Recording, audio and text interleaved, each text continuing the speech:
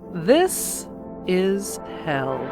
Under neoliberalism, our profitability and productivity is maximized, and seemingly so is our level of depression, desperation, and sheer exhaustion. It's as if we are a simple resource, like any other, to be used up all in the name of the bottom line, and then to be disposed of once we no longer can produce any more value to be profited from by someone else who makes far more off our labor than we do. In the meantime, that labor produces all sorts of what are called externalities that can range from brutal violence to the environmental destruction of our planet. Here to help us have a better understanding of those interconnections of the current state of capitalism, Ajay Singh Chaudhary wrote the Baffler magazine article, The Extractive Circuit, An Exhausted Planet at the End of Growth. Welcome back to This Is Hell, Ajay. It's great to be back, Chuck. I had such a great conversation with you back in late in June of last year when we were talking about your article from the Baffler, We're Not in This Together. There is no universal politics of climate change. Listeners should go back and listen to that interview. Just search on Ajay's name at our website, thisishell.com, but also go back and check out that writing at the Baffler. You start by writing the machinery. The actual form and function of 21st century capitalism is an extractive circuit which quite literally crisscrosses the world. Its global value chains stretch through physical infrastructure and frictionless financial flows at the speed allowed by fossil fuels, telecommunications, and geophysical, technological, psychosocial, and bodily limits and optimizations. If 21st century, because you point out that this leads to feelings of exhaustion, depression, desperation, fatigue, exasperation, it courses through its wirings, neurons, biochemicals, and sinews. If 21st century capitalism is so brutal, leaving us exhausted, depressed, desperate, fatigued, and exasperated, why does the global public seemingly tolerate it? Why doesn't 21st century capitalism face constant derision and threats to its existence if it's so bad for us? That's a big opening question. So, I mean, there's a couple things to unpack there. I mean, one is that I actually think that, why is it tolerated is an interesting frame because, in fact, it isn't in many ways. I think if you look across the world, you see it both in terms of like explicit climate politics, but just also in sort of general, I think in the piece I call them legitimation crises following, Habermas and Nancy Fraser's sort of work on that. But if you follow sort of like political and social upheaval, you actually see that there's a tremendous amount of this kind of exasperation with the system as it is. Sadly, all of this, the work that I'm currently doing, right, is to sort of do a political theory of climate change. And sadly, I don't think there has been, full success, although there's the isolated cases where the sort of picture has been successfully drawn by, let's call it the broadly writ left. And there are very large movements, peasant movements, for example, in parts of the global South, very large numbers of people, large numbers of organizations, many, many different countries. And of course, there are movements closer to home for those who are listening, probably here in the United States, smaller groups like Sunrise, DSA, and the various other organizations that have really been, especially the DSA, eco-socialists, who have really been focusing so hard on these issues. But overall, we have yet to still bring all these sort of different facets together, I think.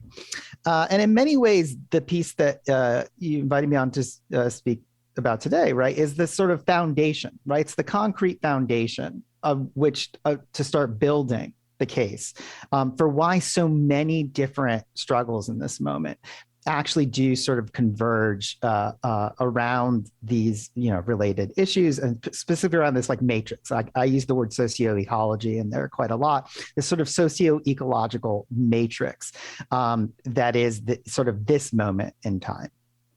And you write that the extractive circuit is the socio-ecological portrait of capitalism historically and its transformation to maintain profitability in the face of imminent headwinds like the long economic downturn and ecological limits themselves, just as Marx once invited us to look behind the factory door, above which was inscribed no admittance except on business. To understand the way in which a nascent industrial capitalism was creating value, we need to unbox the extractive circuit, catalog its parts, and pry past a few bezels if we want to see actually existing capitalism today.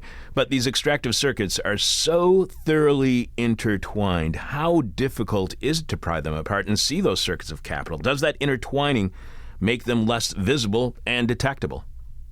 I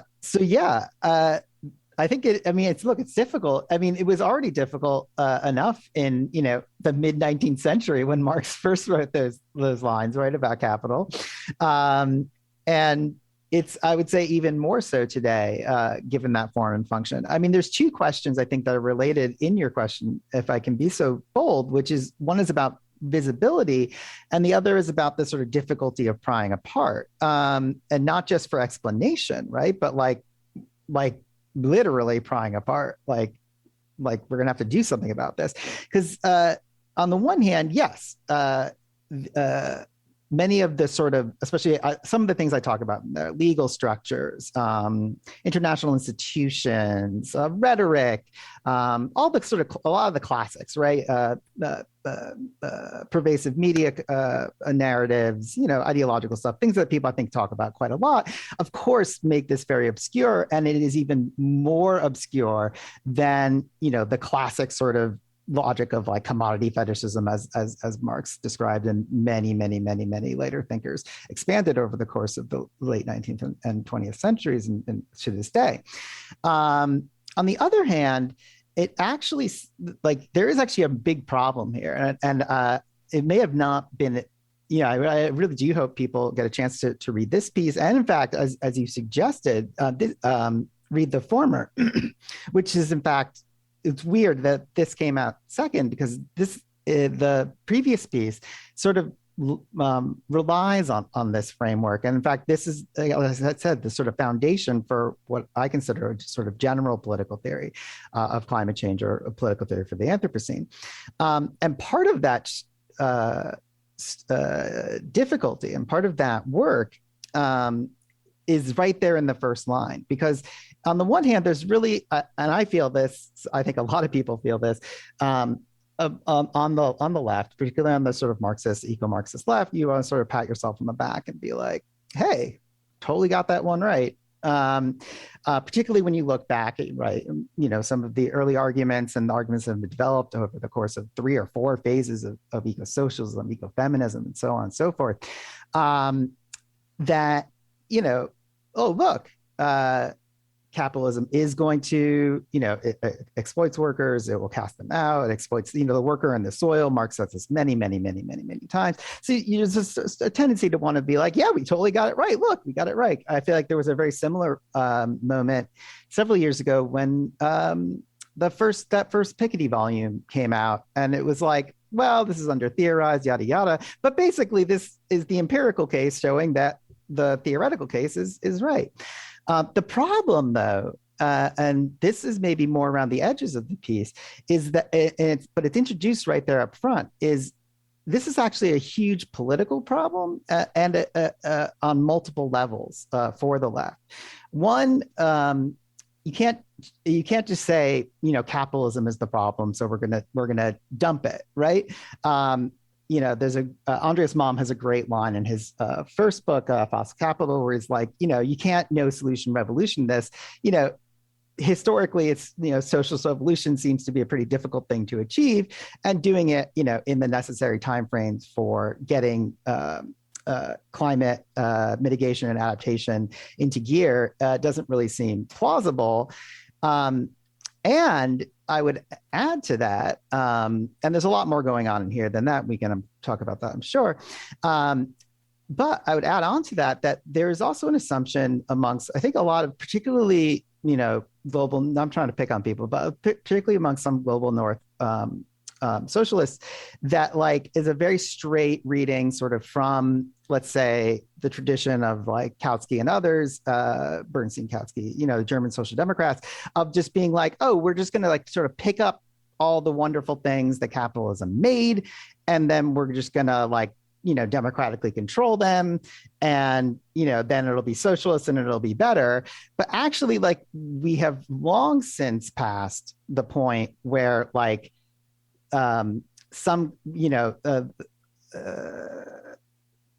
where they're sort of I'm trying not to use the buzzwords, right? Where like capitalist innovation serves the needs of, is somehow expanding, useful productive capacity for the wants, needs, and desires of most people. And in fact, the what we are receiving both in these not just in these structures of relations between, say, technology and law, or economics and structures of firms, but like the stuff that we would want to like pick up, right?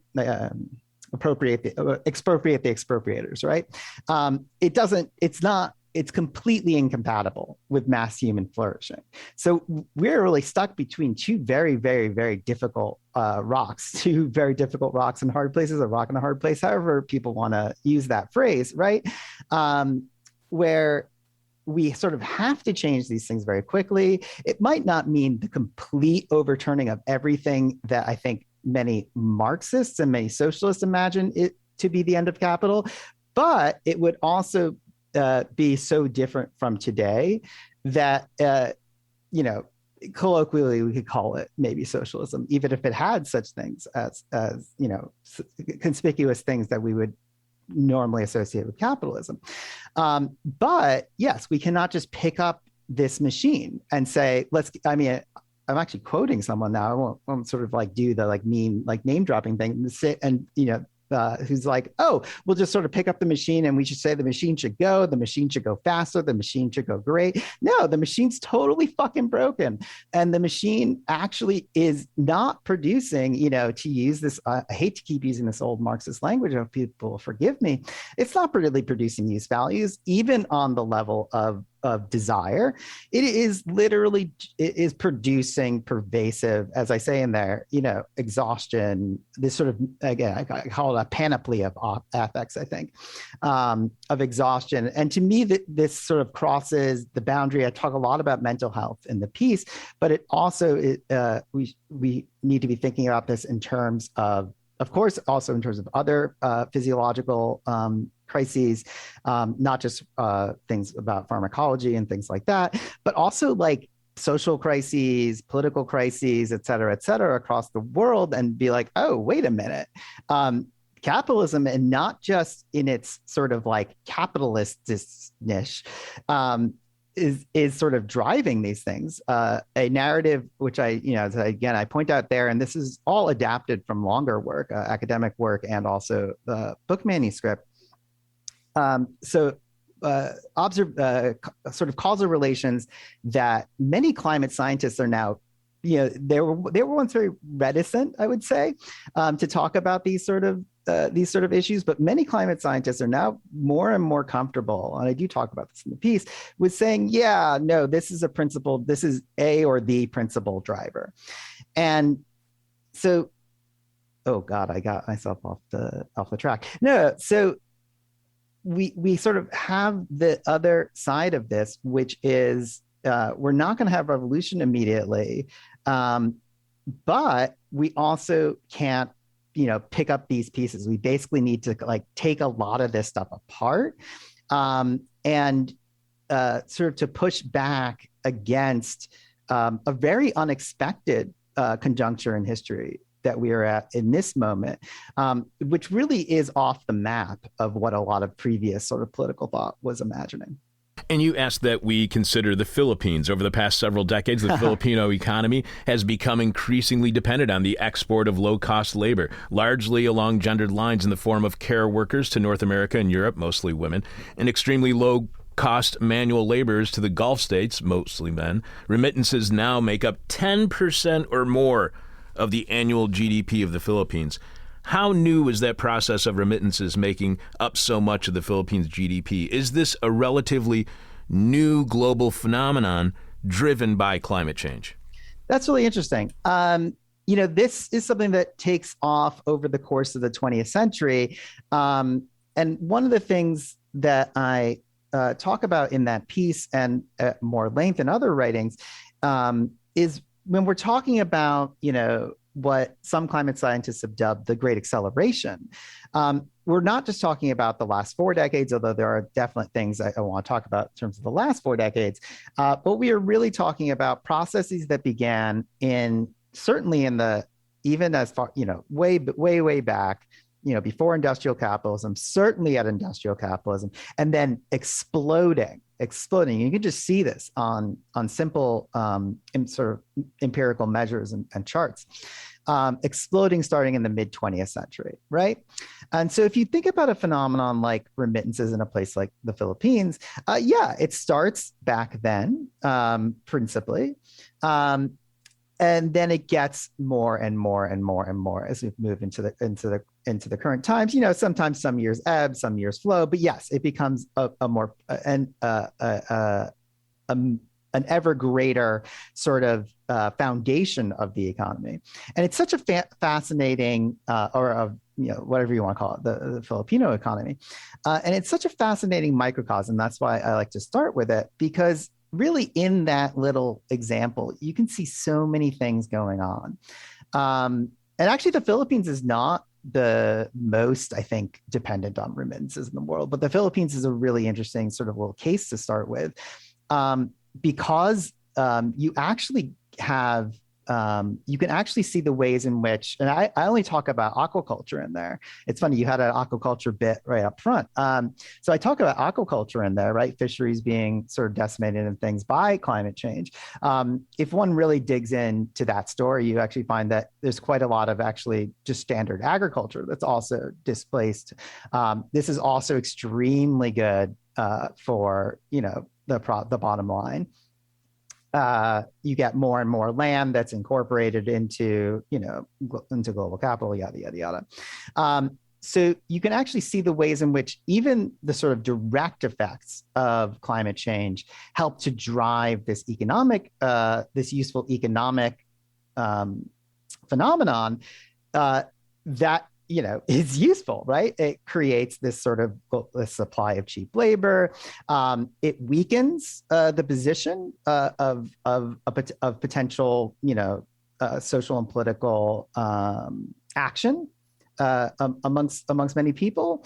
And you can also see the ways in which the Philippines is really interesting. I don't talk about this in the piece, but you can also see the ways in which something like the current government in the Philippines, is a very, very far right government, sort of takes power. It is pretty brutal, and is also the global North, sort of imperial powers, more than happy that is the case. So you get a little bit of a geopolitics in there, and part of the thing that allows that right-wing power to take sort of that right-wing movement to sort of take power so well, again, is the opportunities provided through the kind of social exhaustion and ecological exhaustion and economic exhaustion that I'm talking about in this piece.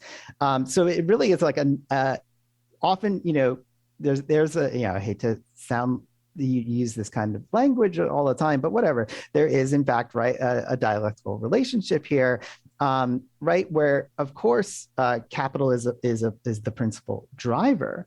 But I think the part that people miss, and this was maybe more visible in the "We're Not in This Together" article that you mentioned up front, is in fact that there are levels and degrees of climate degradation, of what are almost universally rhetorically agreed upon. Talk about COP26, right? Everyone says, "Oh, we don't want." I think many countries are suddenly saying 1.5 is off the table. It doesn't have to be, but that's what a lot of wealthy countries want to say, or I should say, wealthy elites in wealthy countries. But you very commonly run into discourses saying, yeah, 2.5, 3, maybe even 4, totally all right. And you suddenly realize that there is not only tremendous costs to capital for actual climate adaptation and mitigation, but again, benefits to capital from climate degradation and socio-ecological exhaustion. So you also point out that as much as 83% of the Saudi Arabian workforce is migrant, according to the IMF. Yet for all its repressiveness through arms of direct coercion like its notorious morality police, Saudi Arabia is a remarkably weak state. So what do you mean by Saudi Arabia being a weak state? And is it a weak state because it depends on migrant labor? Oh, that's fascinating. No, I was not actually saying it's weak because it depends on migrant labor. It's funny because when we were going through this and adapting it from the longer versions that I've written for academic publications and for my manuscript that's in process, sort of pulled out a lot of the details about Saudi because it's like so deep to get into. But no, what you have in a situation like Saudi Arabia and the Gulf states more broadly, Saudi's just kind of the most famous, so threw it in there, right? I mean, Saudi is but Saudi's a particularly good case, I should say, right? The modern kingdom of Saudi Arabia is created, through a partnership between the House of Saud, the British government, the British Empire, and sort of strategic alliances with Salafis. And this probably sounds, Wahhabis in particular, right? This all probably sounds very far away from climate change and politics of climate change and industrial forms of whatever, all this kind of forms of technology that we have. But actually, part of the point I'm trying to make here, and this is Tim Mitchell wrote a wonderful book called Carbon Democracy, which talked about this particular, I think, aspect, though slightly differently than the way I do it, is actually the shape and function of a state like that is another thing that has been finely tuned to the needs of keeping profitability up, which is, as I say in the piece, is hard work. Right? Profits, on paper, especially financial profits, look like just the sky's the limit. It's totally crazy. We just hit, I think, another Dow record this past week, all time. So on paper, this looks great. But when you start counting the underlying materials going into this, you realize actually, oh shit, this is really hard to keep up. And when you talk about, when you think about a case like Saudi, right, it's not just this historical foundation. What you get these periodic waves. Saudi the Saudi government, the royal family, which is, by the way, like 100,000 people, if I recall correctly. I think there's a lot of things that are interesting facts within that case. But they're well aware that they need to sort of shift their internal politics and diversify, let's say, their portfolio beyond simply, oil exports. And that's not necessarily for climate reasons. They just know that they sort of can't depend on that forever. So what do? I mean, this is a classic thing that very boring mainstream political science talks about, right? They try to switch from, a rent model, right, where they're just scooping up a little bit of, they get a certain percentage of the oil profits that they share. Again, I think Aramco, I forget who Aramco partners with right now. I wanted to say BP, but I'm not sure. But anyway, they get some of the, profits from Aramco. And right. And that's basically where the state's funding comes from, as opposed to, again, very boring things like taxation. Saudi has tried, the Saudi Arabian government, many times over the past, many decades. And there's some interesting stuff back towards the beginning of the country as well, to sort of institute things like income taxes, wealth taxes, things like that.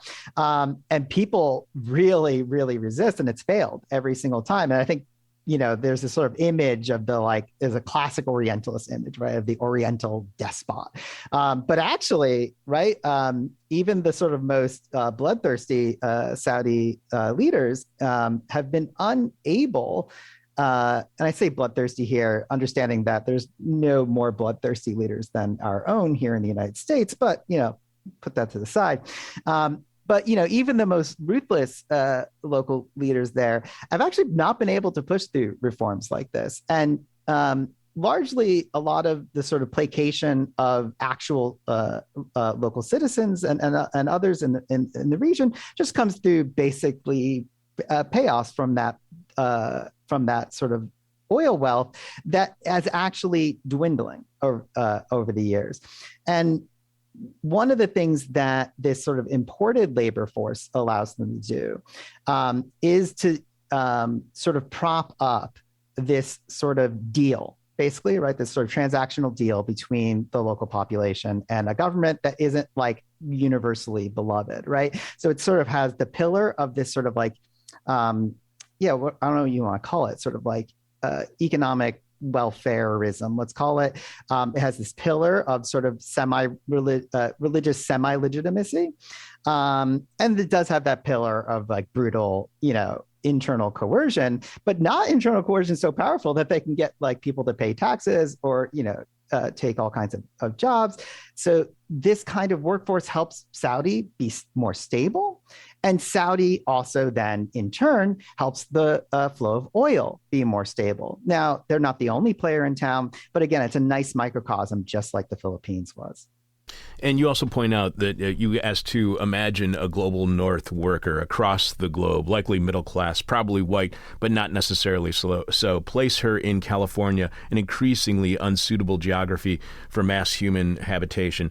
Say she's white collar, perhaps an office assistant or a coder. Today, our imaginary Californian works longer hours in a productively optimized labor process, still for a lower wage than a male counterpart, even as part of her second shift is now itself displaced onto migrant labor, including everything from general health care to at-home care and domestic work to independent contract labor for household maintenance, which can range from food preparation and delivery to, in concentrated urban centers, laundry and far beyond. The extractive circuit produces prodigious amounts of such disposable people.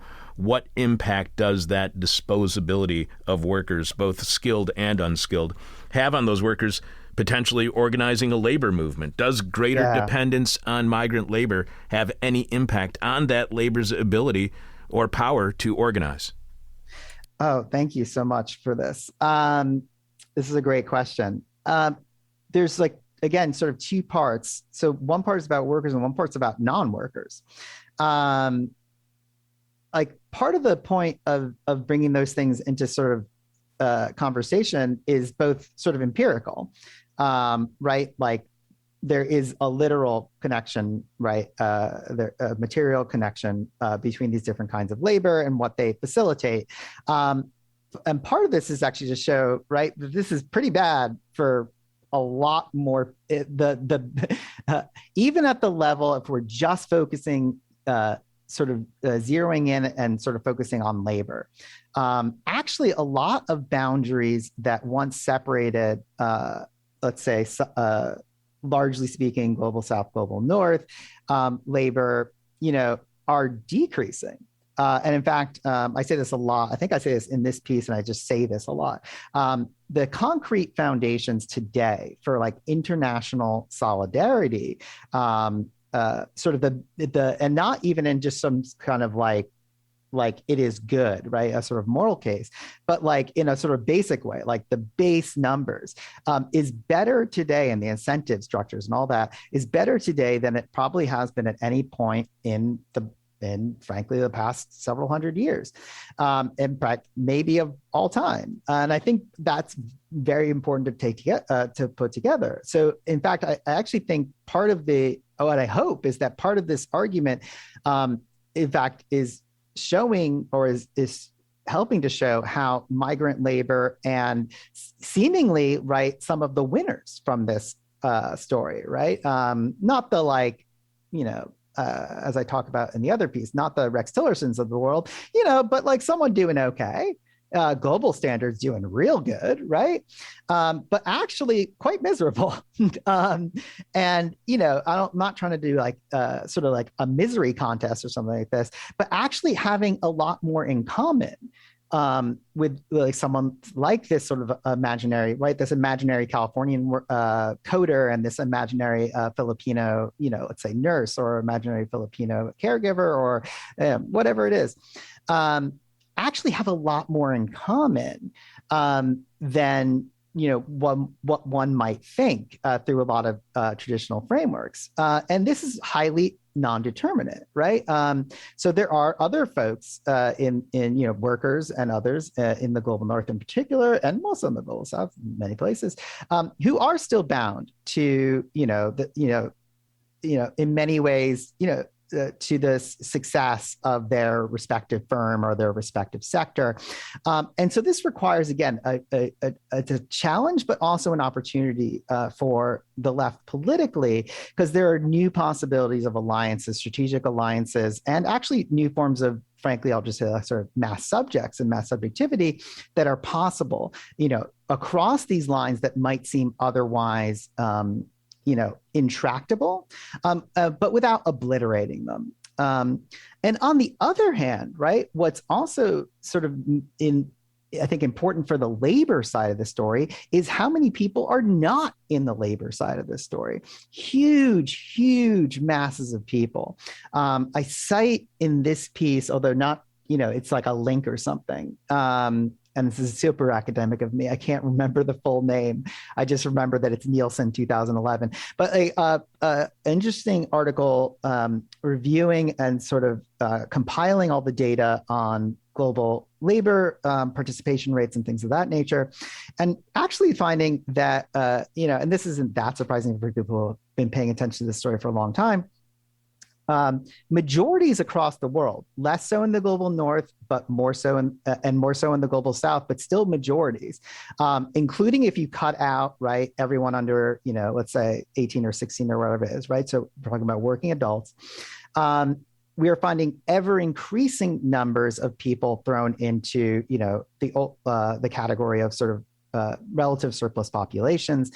And also just straight up, to use Ruth Gilmore's formulation, just social abandonment.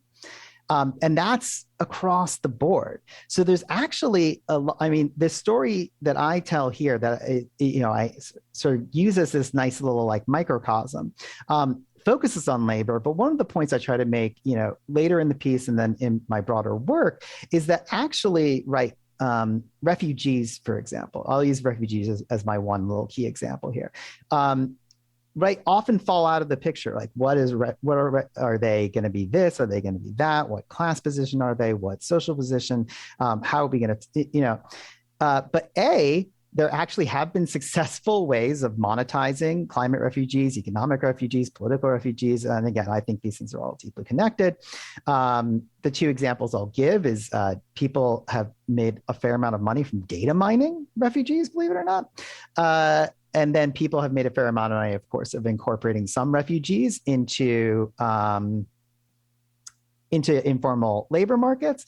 And then they're often also used as a kind of, and I think you even mentioned this, or maybe one of your previous guests earlier episodes did, they're also used as sort of geopolitical chips, right? I don't think I talk about it in here per se, but like if you think about the interactions over the past 10 years or so between Turkey and the EU, you actually see this kind of like interesting,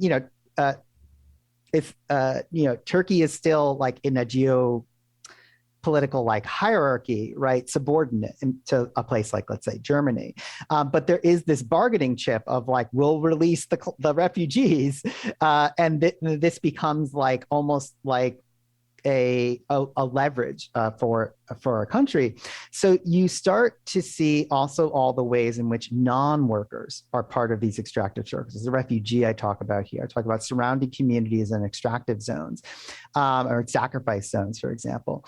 And, again, another sort of challenge for the left, if it's trying to play by a very old playbook, is to realize that, one of our other sort of big theses that sort of hasn't played out is that everyone's going to become this kind of proletarianized worker.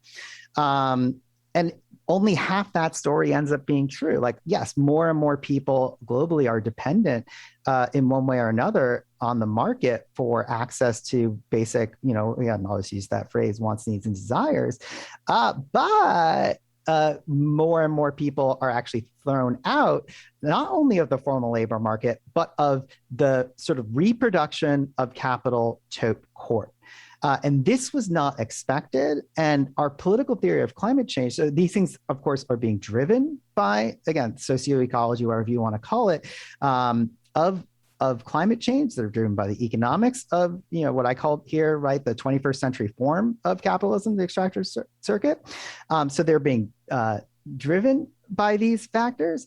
But then on the flip side, politically for the left, we need to be thinking quite a bit about how folks like the refugee, like surrounding communities who aren't necessarily, or people experiencing social abandonment, who aren't part of that sort of classic labor exploitation model, are actually huge numbers of people, and B, a vital part of whatever mass subject we can imagine, and we do need a mass subject to push to build the power necessary to push through what real climate mitigation and adaptation would require. You write that emissions, resource intensivity, and other climate measures are concentrated where endpoint consumption is greatest, as many climate scientists now openly state, among the world's wealthiest. In the global top wealth and income deciles, population growth is lowest or even negative. And as the rate of population growth is curbing globally, climate change continues its exponential pace. It's not people causing climate change. It's not overpopulation. It's overproduction. It's productivity. To you, what explains so much concern then about overpopulation and seemingly not as much about overproduction? It's a great, for one thing, I think it's hard to wrap our heads around overproduction, right? When there is deprivation. It's when you really dig into those charts and you're like, oh, where's the money going to? Where's the actual material stuff going to? What's it doing? When you suddenly realize just how starkly terrible. I hate to sound like a boring economist now and not like doing something more dynamic, but the distributional outcomes, let's just say, are comical. Those, like, I think Oxfam has been putting together a lot of these reports, and many ecological economists working with natural scientists, all kinds of fields, have been putting together these sort of studies, showing that, these sort of end use consumptions are really the sort of biggest game in town. But again, I think because the distributional outcomes are so poor, it's hard to wrap our heads around the idea that there actually is plenty of production in the world, that in fact there is overproduction, as again, this is an old boring concept from Marx.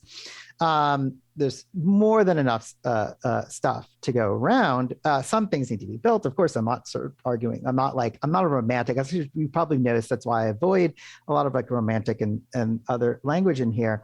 But at the same time, the other case, is pushed quite frequently and quite, I would say sometimes disingenuously, in a sort of greenwashing way, being like, the real problem is all these Chinese and all these Indians who are going to be, moving up the, global socioeconomic ladder and yada, yada, yada.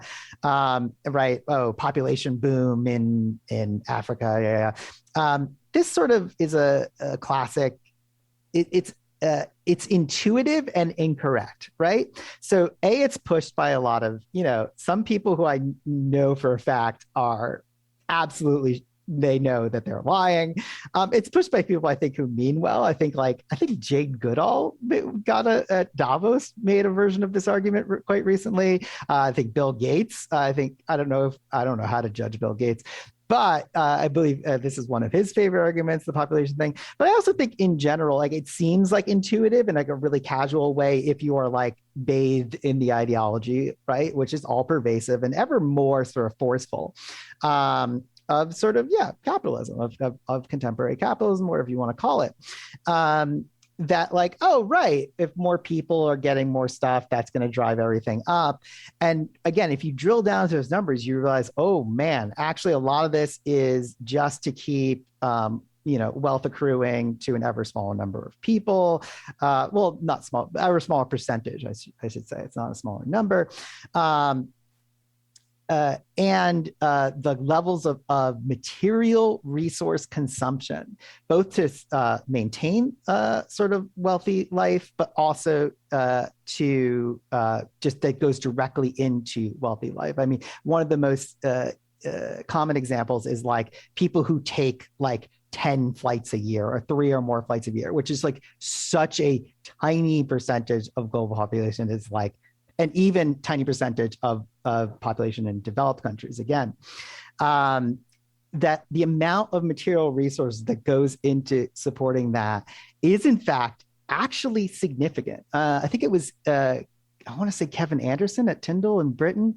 I forget what his field specialization, he's a climate scientist, I forget which field specialization, but it was like, if we could just talk about just emissions, right? Forget all the other resources I talk about in this piece, but like just talking emissions, right? Getting, and just Europe, right? If we could just get European standards of living of the top 1%, to the like top, 10 of Europe, right? So it's like, you ever been to Portugal? It's not so bad, right? So it's like, if you could just sort of spread that around a little bit, that's like a 30% emissions reduction. And you really start understanding how much is buried in some of the day-to-day ways in which climate is talked about, especially in the mainstream media. The final example I'll give is you often see these charts that are like, oh, right, like look at all these emissions coming from China, yada, yada, this kind of, especially China. And people will say, well, it's China's problem. I think Barack Obama yesterday at COP26 said, oh, it's China's problem. It's Russia's problem. They're fucking assholes. And the Russians are kind of assholes. But the Chinese actually are being very proactive. I would like to see much more, but very proactive on climate issues. And it was extremely the case like 10 years ago, and still largely the case today, that like a large percentage of those Chinese emissions are in fact German emissions. And I have to say that there are people on both the right, the center, and the left who like push this false narrative forward for various sort of dogmatic reasons. Where you only ever want to address, people will only address climate costs, emissions, things like that at the point of production, forgetting that, right? Again, I use the cell phone in the piece as the example, right? If I produce a cell phone in Shenzhen, but it's actually going to, Frankfurt, or it's actually going to Kyoto, or it's actually going to Seattle, right? That number, that emission, like if we're using this funny geopolitical sort of tabulation, is really on, Germany, Japan, US. And I will just underline again that that these are all a little bit fuzzy because, of course, emissions don't really know any boundaries. And to be fair, capital doesn't really know any boundaries either.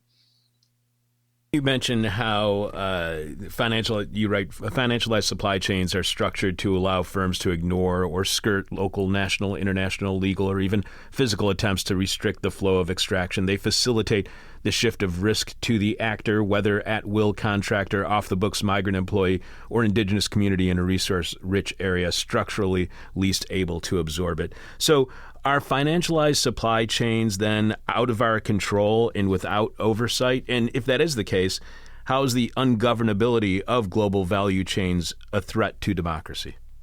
Oh, wow. That's a great question. Thank you so much.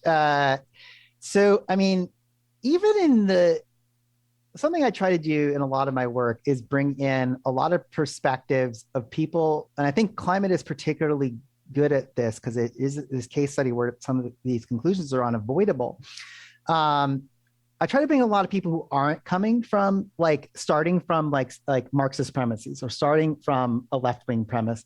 So even a lot of the proponents of, and if you read people who are pretty jazzed about global value chains, and, business literature and economic geography, things like that, will talk about this ungovernability. And like the sort of best case scenario is they'll be like, oh, they're now like co-equal, negotiators. So yeah, Apple or, Samsung, or I'm just using tech companies. I don't know, I have tech companies on the brain.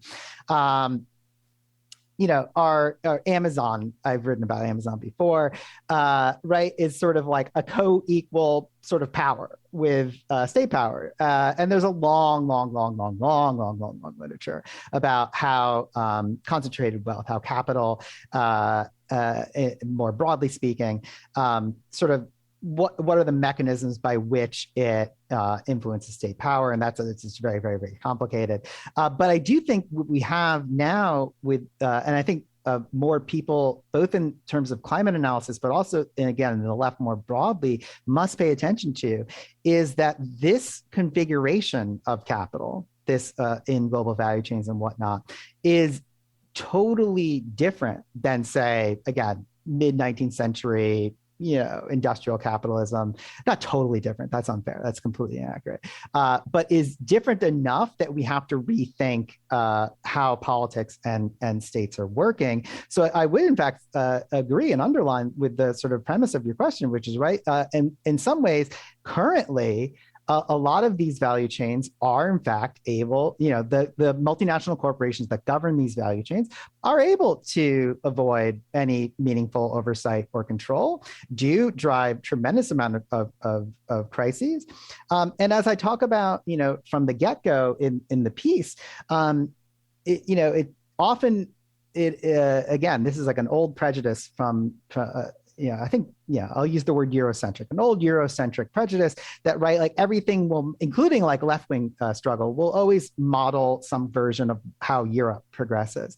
And one of the cases that is sort of the simmering case underneath here is actually more and more of the world looks like the neo-colonial situation, as people like Nkrumah and others discussed, and as sort of Fanon sort of did theorize politically and psychologically. And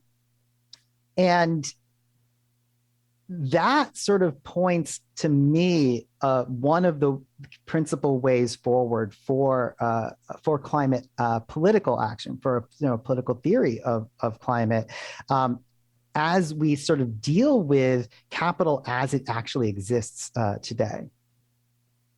You're right. I'll add one thing. The case study that I sort of used there for this, right, is the way in which Glencore, which is a very large multinational that is the principal, it owns the largest mines and largest share of mines in the Democratic Republic of Congo, and how they outsource. They literally are able to, use private military contractors, technically public security forces that are 75% privatized in the Congo, and so on and so forth, to basically, literally, if you get into it, I don't talk about this in the piece, but they literally get away with murder.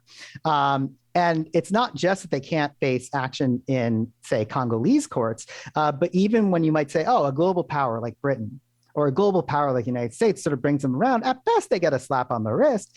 They just keep the structure of these things. Think about like Uber entering markets, even when they're not supposed to, this, that, and the other.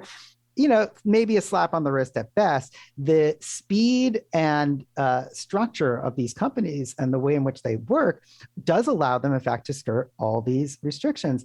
And the irony, after I wrote this piece, right, the subcontractor they use for their private military functions, G4S, who also do, migrant detention camps and prison camps and all kinds of lovely things all over the world, including here in North America,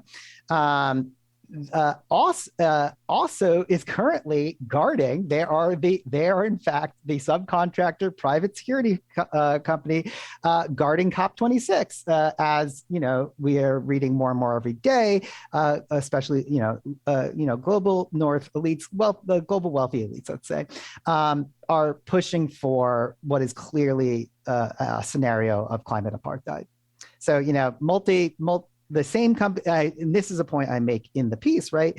The same contract, same company, the same personnel that we see on the ground in, say, the Congo, in a subsidiary, right? So no one's responsible for anything. It's all arm's length arrangements.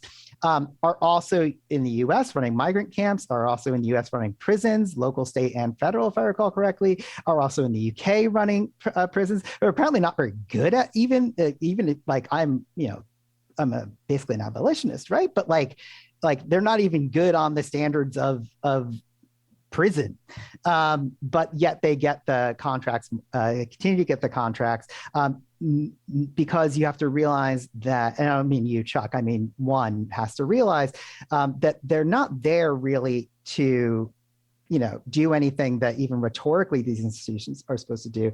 They're there to make sure that the interests of private property are protected. And you point out that in the U.S., G4S, the security firm, has been subcontracted by private firms as well as the military, Customs and Border Patrol, the Departments of State, Justice, Energy, Homeland Security, and the DEA, in addition to subcontracted work for prisons and police at state and local levels. Private clients include GlaxoSmithKline and Citicorp. G4S was recently acquired by the security conglomerate Allied Universal, which I've never heard of, but you point out boasts the largest security force, 150,000 members in North America. It is the largest employer in North America and the 7th largest globally. Jay, can you and I start up a security firm that protects us from the environmental destruction caused by the corporations that G4S serves? Is that legal, or would those security firms that protect us be called terrorist organizations? If we did so, this is really funny. There's been quite a amount of controversy about people talking about ecoterrorism, I feel like, lately. If you and I decided to get together and say, I think we should, in fact, start a little bit of violent resistance, whether that be property destruction or whatnot, yes, we would have probably be targeted by, we would be labeled as terrorists, and I would definitely never see the light of day again, probably, if I actually did it. I do, in fact, think that I think people who think that there will be no violence involved in climate politics are just completely historically ill-informed about how even the least violent movements in history work. Like even the most pristine case of labor, of labor struggle, or of nonviolence, satyagraha in India, or nonviolence with MLK, right?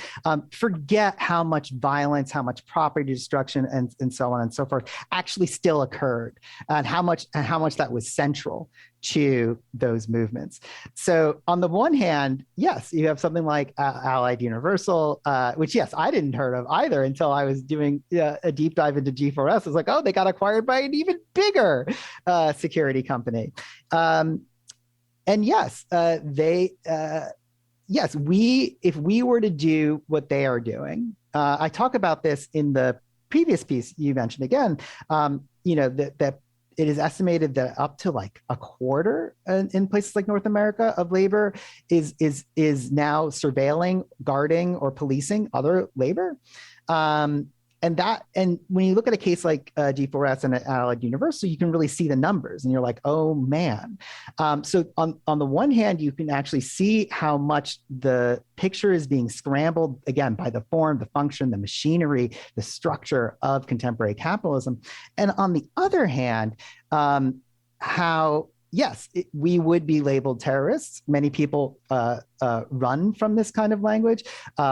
But in fact, there's almost no way violence will not be part of some kind of what I generally call real sustainability, or real climate mitigation and adaptation in the interests of the flourishing of the vast majority of people on the planet, global North and global South.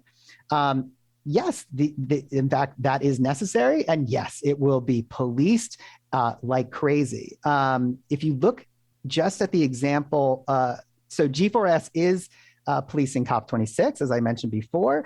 And in fact, I think Kate Aronoff and a few others were pulling things out of their dossier. What's one of the things they're doing? Well, they're cataloging all the local Extinction Rebellion movements, right? If you look at, I've talked about this actually in other articles that aren't directly climate related, but if you look at, for example, emergency police legislation, emergency powers in places like France that then get turned into permanent security measures. They are nominally about this kind of like vague hand-waving thing about terrorism that I think no one even buys anymore. And then quietly, they're used to scoop up especially a lot of climate activists and other left-wing activists.